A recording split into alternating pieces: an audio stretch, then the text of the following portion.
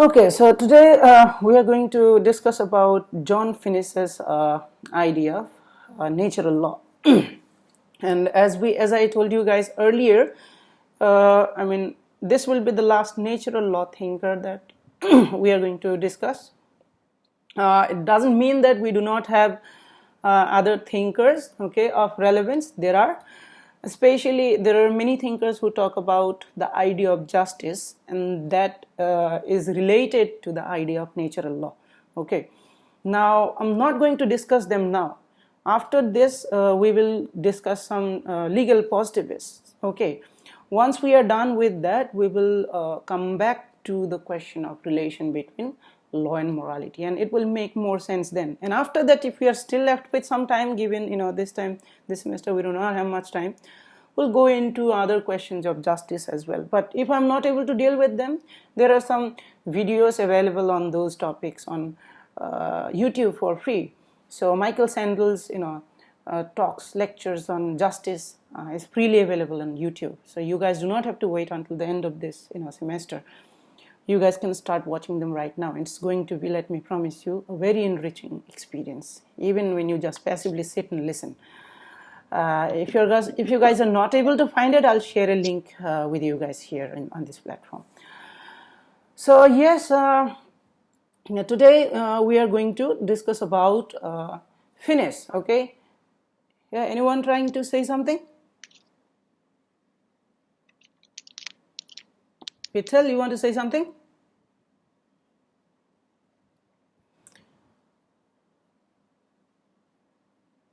Okay.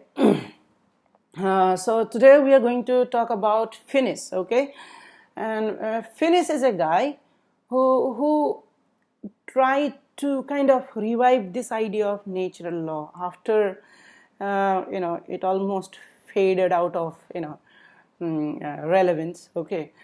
And his attempt at defining what is natural law is basically a restatement of what Aristotle and Thomas Aquinas had done. So his methodology here, his approach here, is of their kind, and how it is that case I'll explain in a while. Okay, so in modern times, in the 20th century, it's one of the most important contributions to natural law that has been made by John Finnis. Okay, even till now, it's difficult to completely refute the idea of natural law that he gives us. Okay, but that does not mean that there are no criticisms. Okay, and that criticisms are in no way able to refute them. But what I'm saying is that he still holds a very respectable position among the natural law thinkers in modern times. Okay, so you might want to disagree, but you have to disagree by giving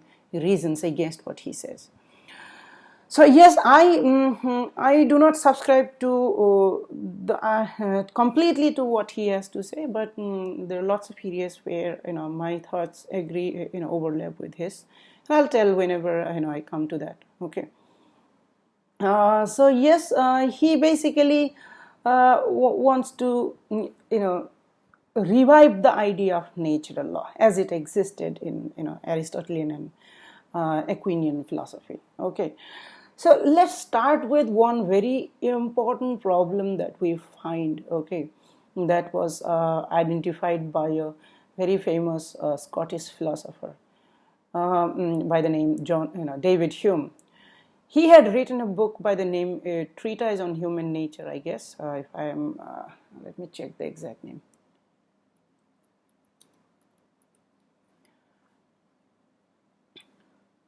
Yes, it is a treatise on human nature. So this is a very important, famous book written by the name is correct here, by David Hume. So he is a very important empiricist, okay, and he also takes empiricism to certain extremes. I'm not going into all those questions. So, for example, he talks about causality and the idea of impossibility of causality. How do we prove causality? Etc., etc. But those are different philosophical inquiries. But one of the ideas that he had developed is very important for us concerning this instant discussion. It is that we cannot derive an ease from ought, okay? No, an ought from ease, okay?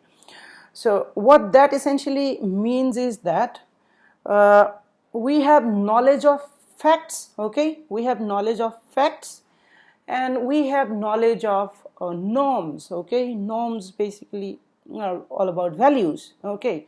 So we have knowledge of facts, okay, and we have knowledge of values, we have knowledge of norms, okay? Now there is an unbridgeable gap between the world of facts and world of norms, according to Hume.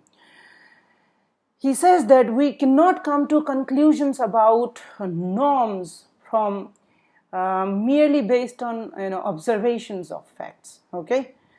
What does he mean by that? So usually we say that facts are the concerns of science, okay? Science concerns itself with explaining the world as it is observed, okay? So facts are essentially the world as it is, okay? You merely describe there when you observe the world, okay? And if you're telling me about what you observe, you're giving me a description of what you observe. So that's the factual world, that's the descriptive world, that's the world of ease, okay? On the other hand, there is a world of norms. Norms basically tell you what you ought to do, what you ought not to do. So it's not the world of ease, but it's the world of oughts, okay? It's the world of values, okay? Now the question is, can we derive an ought from an ease, okay? So our philosopher here, David Hume, would say that unless there is one ought premise, okay, in the we cannot come to an ought conclusion. So if you have two factual premises, from that you cannot logically come to conclusion about what you ought to do. A simple explanation of that will be, for example, if there are all members of the community, of the village, okay, that you belong to, okay, of the group that you belong to, except you, okay, are vegetarian, okay? So that's a fact that all members, okay, are vegetarian except you. So does that mean that you ought to be a vegetarian, okay? There's a question, sorry. Yeah. So can we come to the conclusion that, okay, so here is this, okay, all members of a particular group are vegetarian, okay? You are a member of the group, okay? Can we conclude that you ought to be vegetarian? That's not a logical conclusion that you can arrive at according to Hume. But you can say this: all members of group A are vegetarian. So for example, person X is a member of that group. So you can logically conclude that person X is a vegetarian, okay? Modus ponens, okay?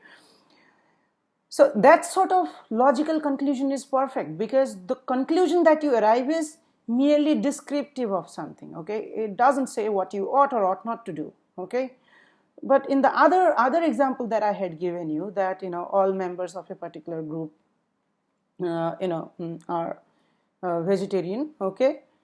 You are a member of that group. Can I conclude that you ought to be a vegetarian?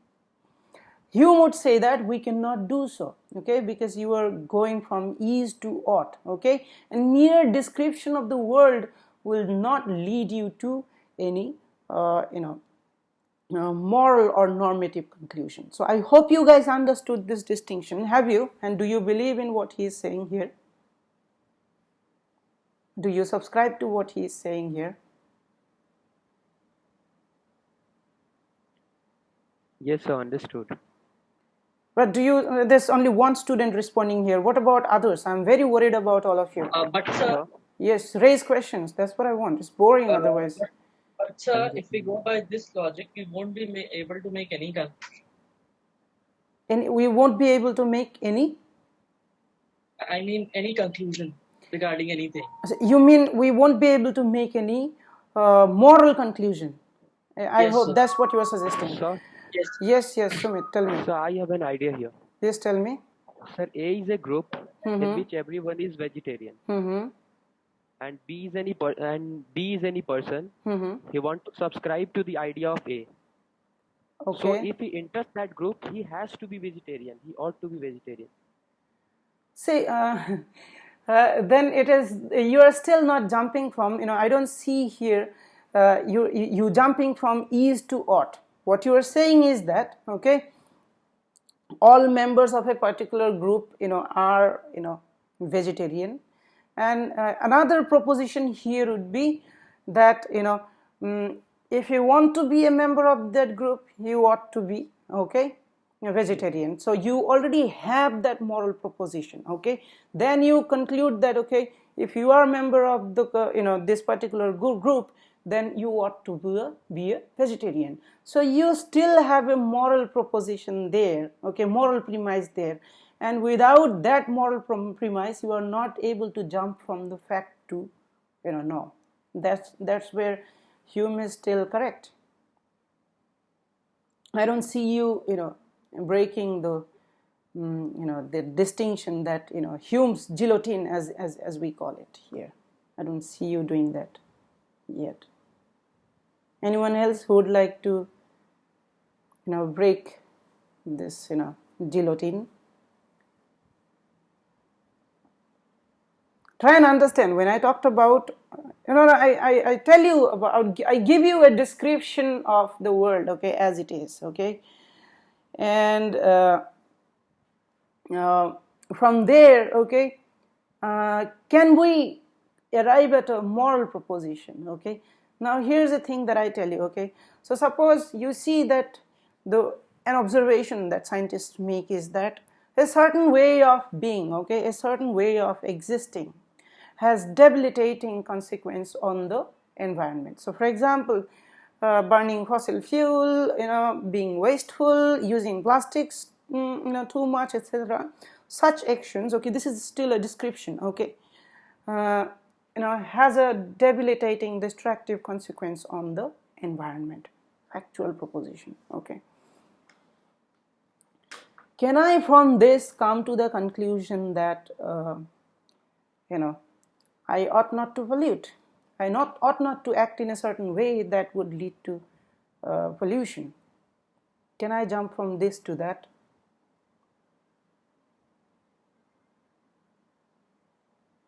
Yes, sir.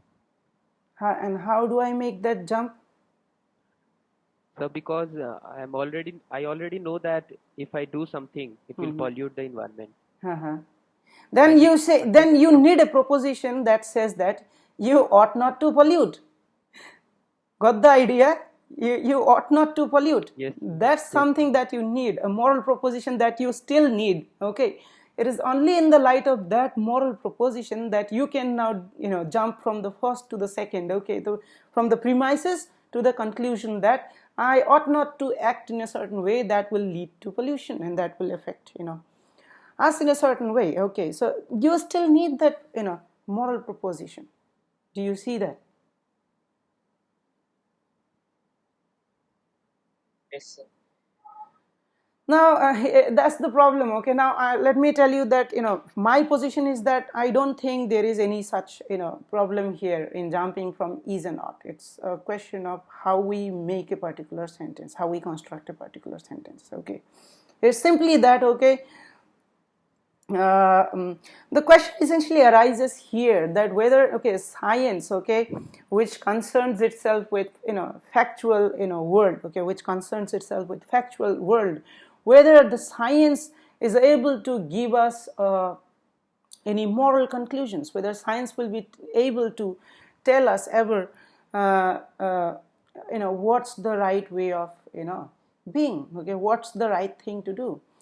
So there are two factions here, okay. One says that science which concerns itself with the world of ease, the world of facts, will not be able to tell you about moral principles that you ought to follow to live by, okay.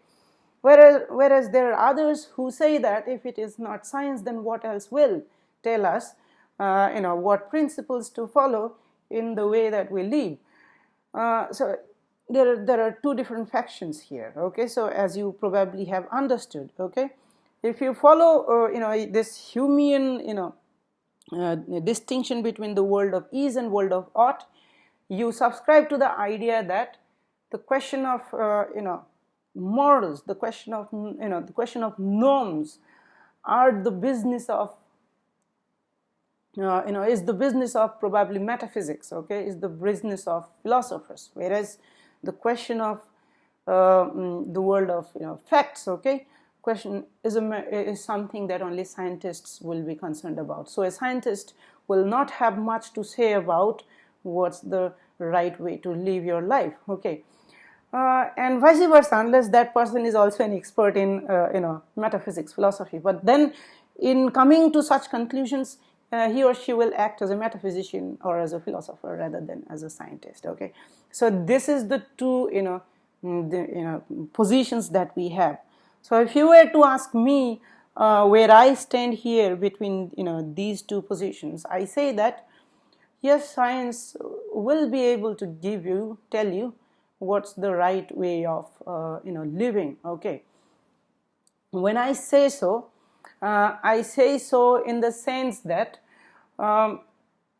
those moral norms that we talk about are also certain kinds of facts, okay,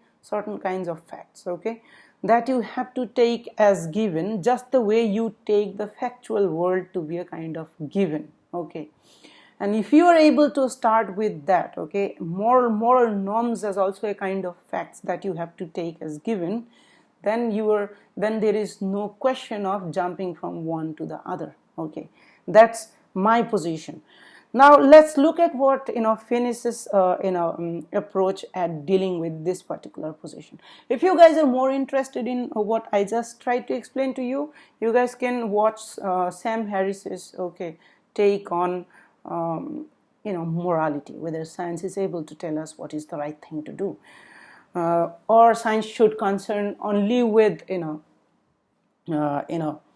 the descriptive world, and then we confuse science with, for example, nuclear bombs, and then bombs which are dropped on people to kill them en masse, and then we blame it on science and then say that, see, science has nothing to do with what is the right thing to do. Science has only given us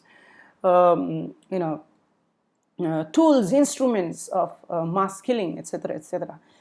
But that's kind of problematic, and I don't want to go into great details here because I have to deal with Finnis here, but in other times we can have a discussion about that. But for now I want to tell you that Finnis found a way to get around this problem that Hume had created. Hume had identified that how do we go from the world of is to the world of oughts, okay. So Finnis basically, there's one more thing that Hume had talked about that is essential for you guys to know before I go into what Finnis had to say. So one more thing that Hume had said is that when we do something, okay, when we do something in our life, okay, what is the reason for doing something, okay. So the question of practical reason arises, okay. So the reason for a certain action, so where does that reason for a certain action arise from, okay.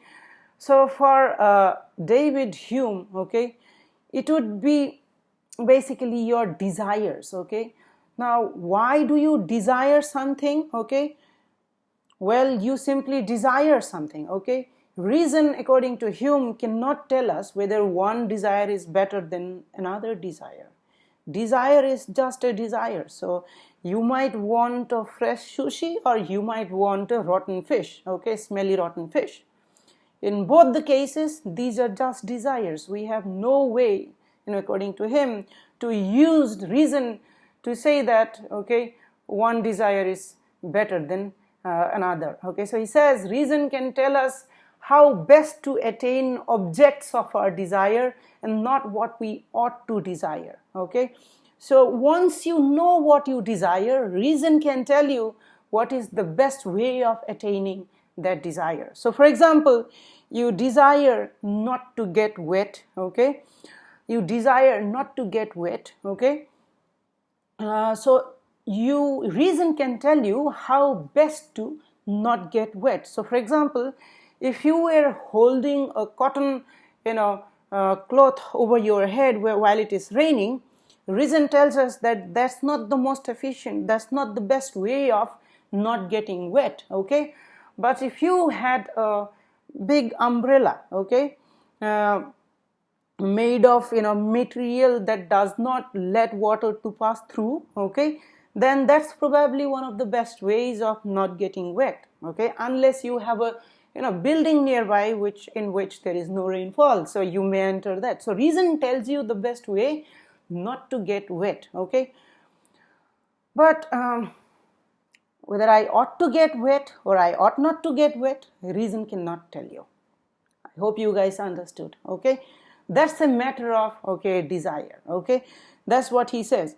So but reason definitely can tell you what's the best way of attaining what you desire. Okay, now subsequently he says that the reason for your action, okay, the reason for your action, what you do and what you do not do, arise from your desires. Okay, arise from your desires. Okay, so that's the position that David Hume has. Okay, but Finnis wouldn't have that. Okay, Finnis does not like this idea. Okay, he is dissatisfied with this idea, with this idea that you move from your desire to certain good. Okay, so for Finnis, you do not move from a desire, okay, to a good, but you start from some good and then proceed to certain actions. Okay, this is what Finnis's position is.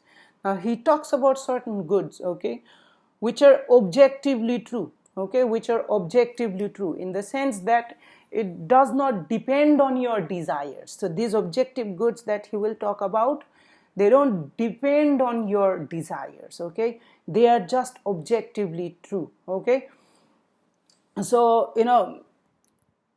I hope you guys understood this distinction. I tried to explain this in a very simple way. Okay, so he essentially says that what he calls as objective goods are not objective goods because it's an outcome of desires. No, not that. They are objective goods because they are self-evidently true. Okay, so this is where John Finnis disagrees with David Hume. So why does he disagree with David Hume? In the sense that, so your desires could be arbitrary, it could be any desire. Okay, so for example, as I told you, I gave you an example of someone who's wanting a fresh sushi. Okay, it is understandable that someone wants fresh sushi, but why would anyone want rotten fish? Okay, so if Hume would say that, well, it's just a desire, but you might want to ask that person, why do you desire rotten fish? Do you want to make maybe for nice fertilizer for your garden, etc., etc.? You might keep asking that person 1,000 different questions, but he may choose not to accept any answer to any of those, and then merely say that I merely want rotten fish. Okay, here in the book by Nigel Simmons, an example of a different example has been given of a person who wants a saucer of mud. Okay, so you can replace it with any desire which seems to be problematic, in the sense that why would anyone want rotten fish or a saucer of mud? If that person says that I have no reason, I merely want a saucer of mud or rotten fish, you see that there might be a certain problem with such a desire, because a desire has to have such certain reason behind it. Okay, it has to be intelligible, it has to be understandable. But in such case, according to Hume, well, one desire is as good as other, but we are not quite content with that. We think that there is some problem with why anyone would want something. Okay, there seems to be some kind of irrationality in the kind of desire that Hume talks about. But he says that one desire is just as good as others. So even when someone wants rotten fish, it's as good a desire as someone who wants fresh sushi. Now, Finnis would have problem with that, okay, because of this arbitrariness that we see in our desires. So he says that we do not come to know of what is good from our desires. Okay, he says that instead we start with objective goods, and from that we apply certain other rules of practical reasoning that we'll discuss in the subsequent class. We come to moral conclusions about our reason for action. So this is where Finnis is different from what Hume has to say. So in this process, in this discussion, in this deliberative process, he comes up with this idea of something called objective good. Okay, there are many other aspects of it. I don't want to go into all those. Okay, he talks about something called objective good or basic goods. Okay, so an objective good is something that is good. And why? We do not have any reasons for why objective goods are good. Okay, they are just self-evidently true. Just the way, for example, deductive reasoning is true. Okay, we have to take our sense in what we observe through our sensory perceptions to be true. In the same way, objective goods are also objectively true. Now I think our timing's over for today, so we'll stop our discussion here. So tomorrow we are going to discuss about what are objective goods. He talks about 7 different objective goods that we will discuss tomorrow. Not tomorrow, I think the day after. So kindly go back and read this portion from the book that I had shared. Okay, that's the easiest explanation. Otherwise, if you have access to this, you guys can read from this as well. Otherwise, lots of scholarly articles are available online on this topic, so feel free to Google them and then study. But the easiest source for you for now, because you are merely beginning, would be the book that I had shared with you. So kindly go back and read from that, and we will continue with our discussion in the next class.